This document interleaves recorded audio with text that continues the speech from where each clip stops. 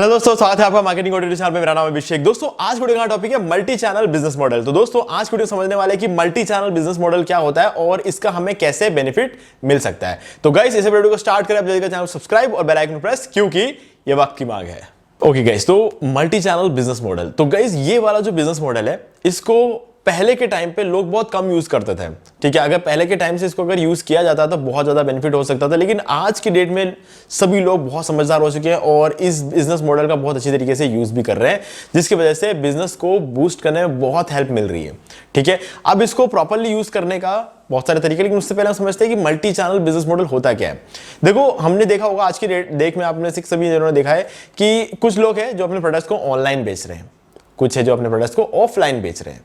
ठीक है, और ऑनलाइन और ऑफलाइन में जितने भी मीडियम्स हैं उन सभी के थ्रू बेच रहे हैं।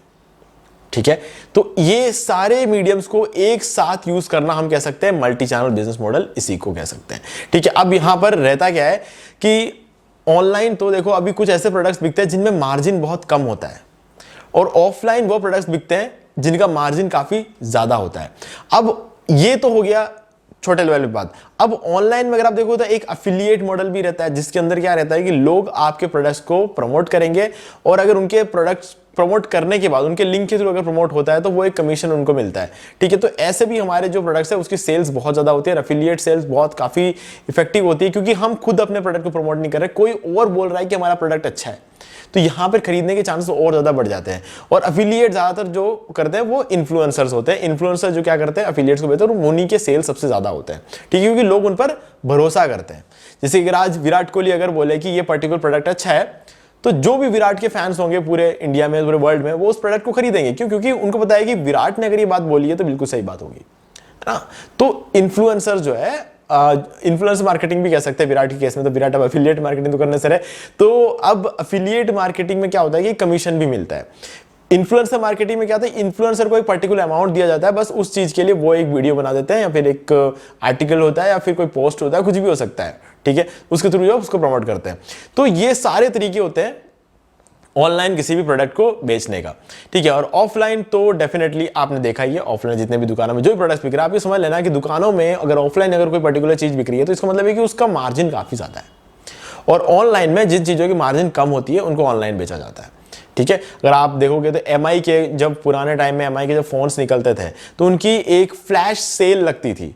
ठीक है, और उस फ्लैश सेल में उस फोन का रेट क्या रहता था, मुश्किल से मतलब 6-7 हजार रुपए, 11,000 रुपए का फोन उस फ्लैश सेल में 7 या 8 हजार रुपए में मिल जाता था, मतलब 2-3 हजार का डिस्काउंट। ठीक है, उस फ्लैश सेल में होता था, और वो ऑनलाइन सेल ही होती है फ्लैश सेल। तो ये जो चीजें होती है ना, ये ऑनलाइन किया जाता है। अब गाइस क्या रहता है कि यहां पर एक और दिक्कत ये रहती है, अब इस बिजनेस मॉडल में दिक्कत ये रहती है कि ऑनलाइन में अगर आप कोई ऐसा प्रोडक्ट बेचोगे जो बहुत महंगा है तो वो नहीं बिकेगा। फॉर एग्जाम्पल, अगर मान लो कि आपको एक ऐसा पर्टिकुलर, आपके पास एक प्रोडक्ट है जो 1-2 लाख रुपए का है, ठीक है, 5 लाख रुपए का, 10 लाख रुपए का, ठीक है, तो अब क्या रहेगा कि अगर आप उस 10 लाख रुपए के प्रोडक्ट को ऑनलाइन बेचोगे तो कोई आपसे लेगा नहीं। क्यों? क्योंकि क्यों करे वो आप पे भरोसा। पहली चीज तो ये होती है कि 10 लाख रुपए की बात है, 5-10 हजार रुपए की बात नहीं है कि ठीक है गए तो गए, कोई बात नहीं, 5-10 लाख रुपए की बात है। तो यहां पर जाए ऑनलाइन चीजें बिकेंगी नहीं। यहां पर आप क्या कर सकते हो, बुकिंग कर सकते हो, बुकिंग का ऑप्शन दो। लोग क्या करेंगे कि उस प्रोडक्ट को बुक कर सकते हैं। बुक करने के बाद क्या करेंगे कि वो ऑफलाइन उस स्टोर पे आएंगे, को विजिट करेंगे, और वहां पर चीजों को देख के, टच करके, फील करके उस चीज को जो है लेके जाएंगे। तो आप बुकिंग करा सकते हो। तो ये सारे तरीके हैं, मतलब आपको चीजों को बेचना आना चाहिए, आपको मार्केट करना आना चाहिए। मतलब कि आप अगर ऑनलाइन बेच रहे हो तो आप सेल लगा सकते हो। ठीक है, आप जो है एफिलिएट करा सकते हो, आप इन्फ्लुएंसर मार्केटिंग करा सकते हो, आप बुकिंग करा सकते हो। आपके पास और भी बहुत सारे चॉइस होते हैं ऑनलाइन कराने के, लेकिन ये ऑनलाइन, ये ऑफलाइन, और ये सारी चीजों को जब आप एक साथ मिक्स करके जो है जब आप मार्केटिंग करते हो, तब हम उसको कह सकते हैं मल्टी चैनल बिजनेस मॉडल।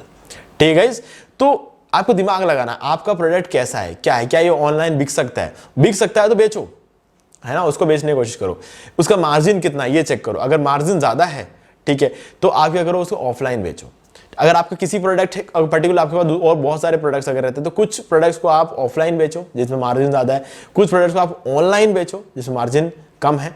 ठीक है, क्योंकि क्या है ना, ऑफलाइन जब कोई बंदा खरीदने आता है ना, देखो मैं आपको क्लियरली बताता हूँ, यहाँ पे क्या होता है कि जब हम ऑनलाइन खरीदते हैं तो मैं अभी घर पे बैठा हुआ हूँ, मेरे पास बहुत टाइम है, मैं बहुत सारे वेबसाइट्स को विजिट कर सकता हूँ, आराम से बैठ के कंपेयर कर सकता हूँ कौन से वेबसाइट सबसे कम प्राइस में ये चीज़ मिल रही है, ठीक है, तो मैं वहां से खरीदूंगा उस चीज़ को।